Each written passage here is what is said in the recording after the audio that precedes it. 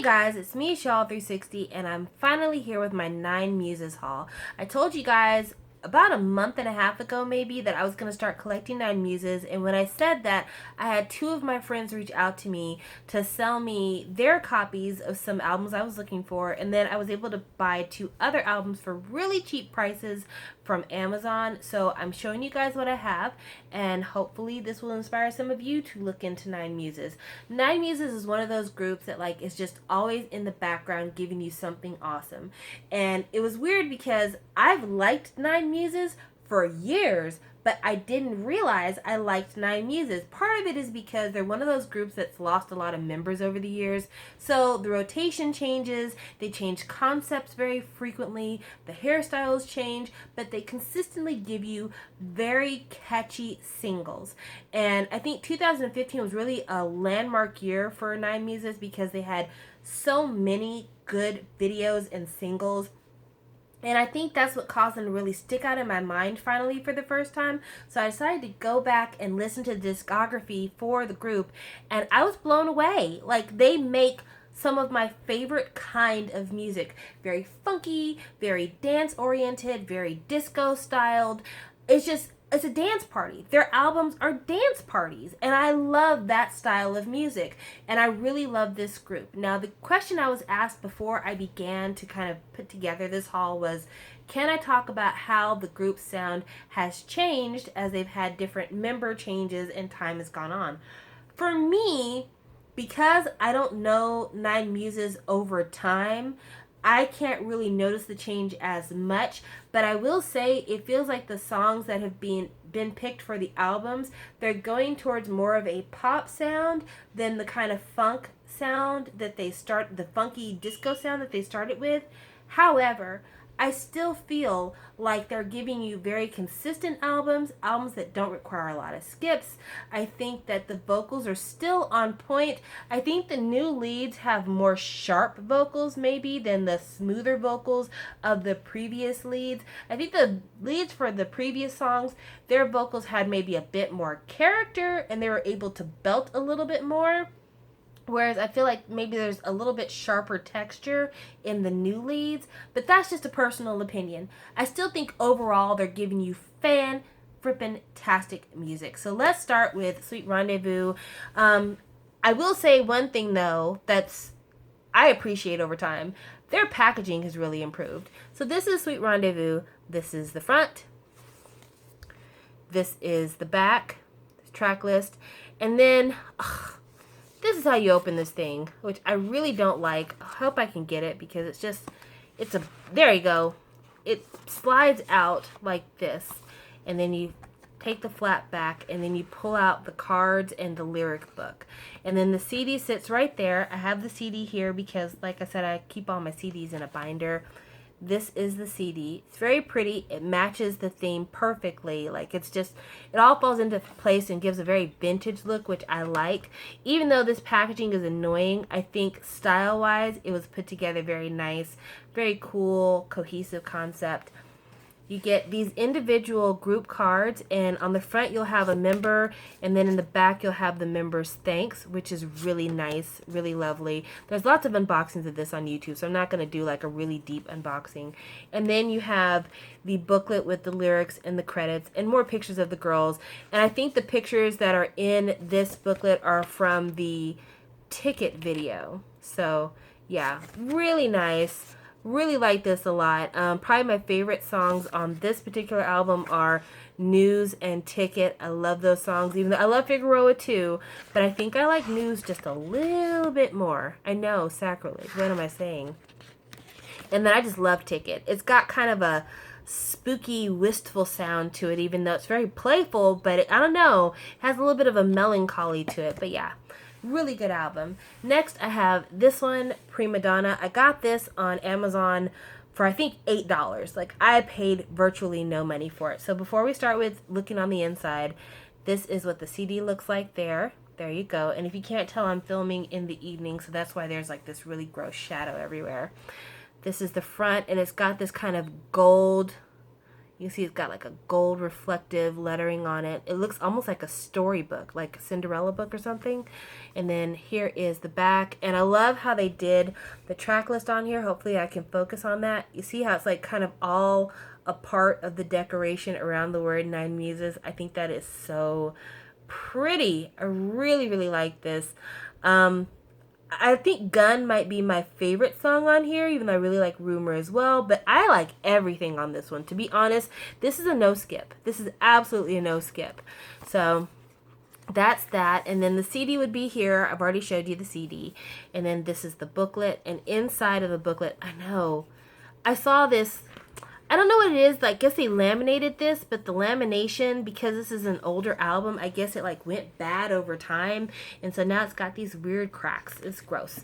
But the photo book here is really, really pretty. I think everybody looks really great. I'm trying to get to focus a little bit because it's making the pictures look like they're really not focused. But the pictures are actually really pretty. I think that one of the strengths of Nine Muses, I think whoever is styling them really does a good job of making sure like nobody gets the short end of the style stick. Everybody gets something really attractive, something that works for their body. Everybody, in my opinion at least, looks really good. And I just think that's a bonus. And I like booklet style. I've always liked this book style binding. And it doesn't have that weird wonky page on the back. You know how it is when like some books are glued down and the back page will be kind of like bubbly or whatever. It doesn't have that. It's nice and clean. So yeah, I really like this one a lot. Overall, this is really great. I'm hoping to get Wild Dolls and Drama soon, but until then, these are the latest two that I have. We're going to start with this one, which is the Special Summer Album. And I have to say, the company that is in charge of Nine Muses, they've got balls. They really, really do. Because when you think about this packaging and how much you're getting and also how much this cost, they had to have believed that Hurt Locker was going to be a smash hit. Because this thing new, I think, was like $22, $25. And it's 2 photo books, extremely thick. The pictures inside are top quality, filmed on location, I guess. Like, it is a gorgeous, gorgeous package. I personally would love to see something like this for some of my other favorites. But, you know, Nine Muses, they're all gorgeous girls. This will work. But yeah, in order to do something this ambitious, you have to believe that you're going to move units. Like, you have to believe not only is the song going to be good, but it's going to be so good that people are going to pick up this album. And I think that kind of infused a little bit of life into the group. For them to do this kind of packaging, it shows the artist, hey, we're in it for the long haul. And maybe it let those new girls know that, you know, we're willing to invest in you because we're willing to do such a big project around you. So this is the smaller kind of like flexible version of the photo book. And it's right here. And I took the CD out. Like, the CD goes in this flap, which I hate flaps like that. I really, really do. But I took it out because it's easier to flip through when you go through that. But like, if this alone had been the CD, it wouldn't have been fantastic, but it still would have been okay because you're still getting all your lyrics, your credits, and then these gorgeous outfit changes here. I love the way these outfits fit. They're so cute. Really good pictures. Everybody looks great. Everyone is well lit. Like, it's really, really pretty. But yeah, if this had been it, this would have been okay. Oh, let me show you guys the CD. This is the CD. Perfectly matches. But then they give you this thing as the bonus. Look at that. It's bound. It's gorgeous. Like, it's so incredibly thick. And then inside, you have perfect pictures. Like, just, my gosh, nobody looks bad. Everybody looks great. It's so amazing. And they're all in like top physical form. They're all given great lighting, good makeup. Just, nobody's the dog. Nobody is the dog. And I can't believe that they were able to do something like this. Like, it's incredible that their company was able to pull off something like this and that it worked as well as it did.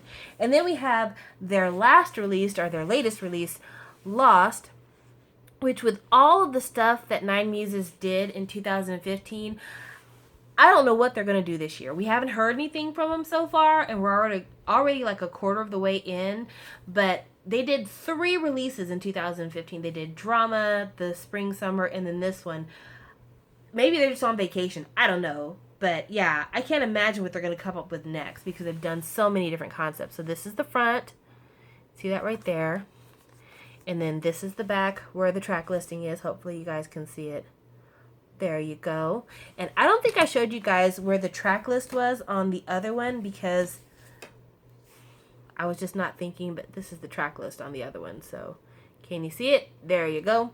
But yeah, open this up and it came with the standee. Tomm included the standee. I don't have the card, but I have the standee, which is cool.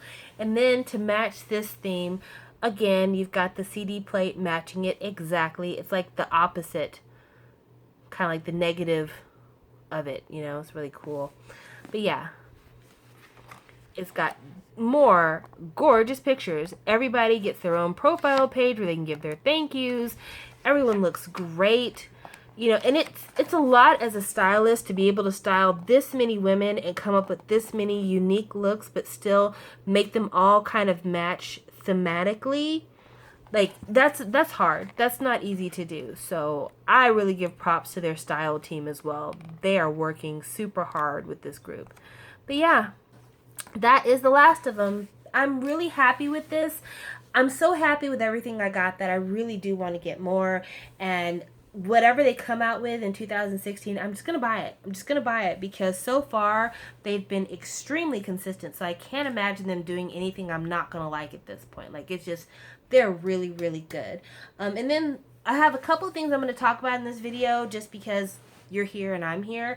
I got something from Topminkwon a long time ago, and I told her I was going to show it on my channel, and I never did, so I thought I'd do it now since we're talking about kind of rediscovering old faves.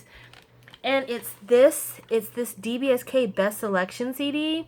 This is something that came out in Japan, and it's like a compilation hits album. There's so many songs here. There's like 25 songs plus a DVD, and she gave this to me as a trade for a Topminkwon card I gave her. But let's see.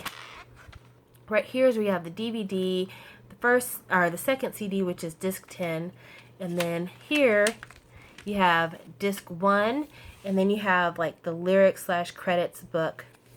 And then there's a couple of pictures of each person in here too. Not a lot of pictures. It's Japanese, so it's not going to be just like a ton of pictures. But for what you get, this is actually pretty awesome. And if you're looking to get into DBSK, but you don't have a lot of money to invest in them, this was purchased off of Amazon, I believe. I think she bought it on Amazon and then traded me.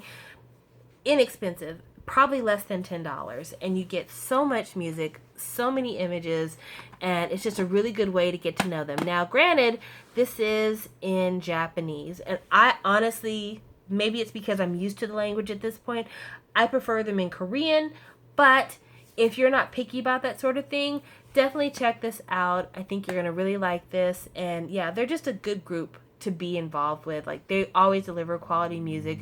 They have in the past. They're doing it still in the future. Go ahead and check it out. And then I have a list of some other faves that I wanted to talk to you guys about real quick while I have your attention. So I wrote it down here. These are some faves, stuff that I listen to, people I watch on YouTube that I really, really love, that I hope you guys will check out, because if you like me, I think you'll love these people, because I'm crap, but these people are quality.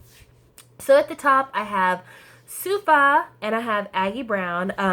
My nicknames for them are Unpopular Opinions, #Unpopular Opinions, and Sofa.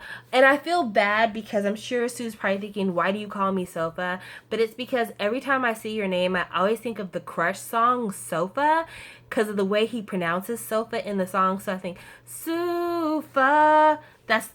That's what happens in my mind because I'm a lunatic. But anyway, I love Sue's channel. I think she has a great voice. She has interesting hauls. She's a really sweet person, and I think a lot of you will really like her because, I don't know, there's something very warm about her that really comes across in a lot of her hauls and videos. Aggie Brown, the reason why she is #Unpopular Opinions is because she has a voice and she is not afraid to use it. She is not afraid to talk about controversial things in K-pop and give you her honest, objective opinion.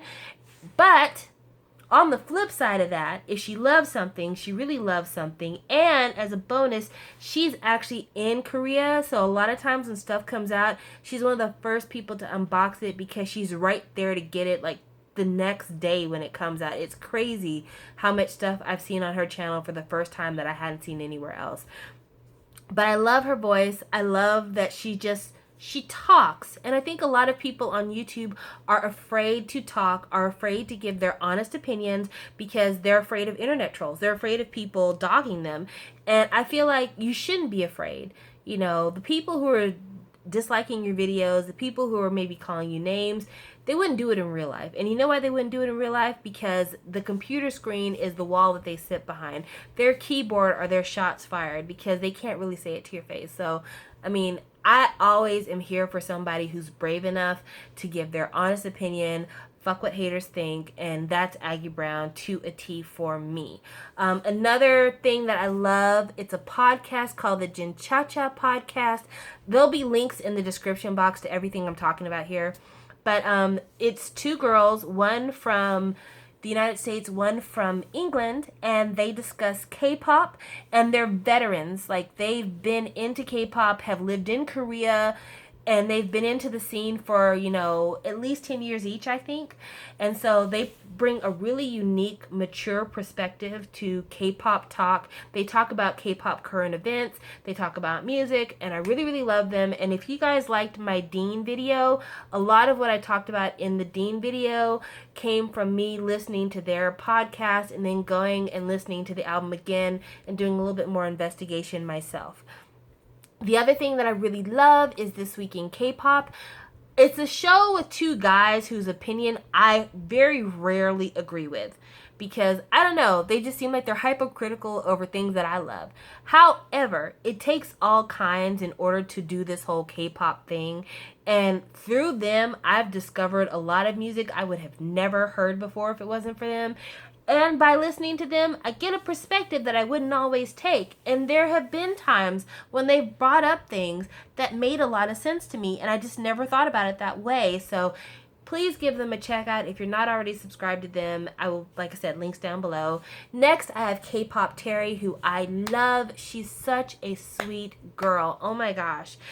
I really love Terry, and I love her voice. Her voice is so adorable, and I think I told her in a card that, like, she does what I call business-like fangirling. Like, she fangirls, but it's so quick and precise that you almost would miss it if you weren't paying attention. But she does amazing hauls. She likes so many different artists, and her videos are just a joy to watch, so please check her out.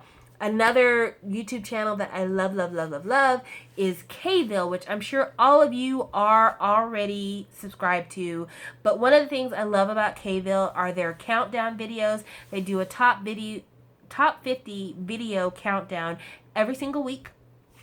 And there's so many songs that I would never have heard if I didn't listen to them on Kville. And I think because I watch it every week, certain songs, if they appear on the charts long enough, they kind of get stuck in my mind. And it makes me want to go and listen to like the whole video or check out the artist on their own channel. And I think that that's great for people looking for new music to listen to. Another website that I like to visit, which is actually affiliated with This Week in K-Pop, is essentialkpop.com. It's a community run kind of website, or they have moderators, I guess. But the only thing this website does is post videos. Nothing else. They post links to YouTube videos for you to check out. And if they find music that's good or interesting or whatever, they'll put it up there.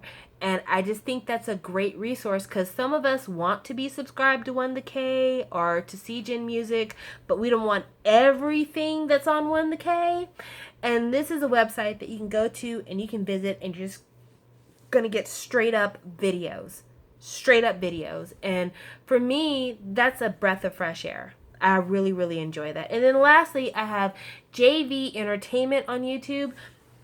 He used to be JV K-pop, but then he changed it to JV Entertainment because he now mostly focuses on K-hip-hop. But that's the reason why I put him on here, because for a lot of you who are interested in diving deeper into K-indie music, especially K-hip-hop and K-rap, like really street, hardcore K-rap.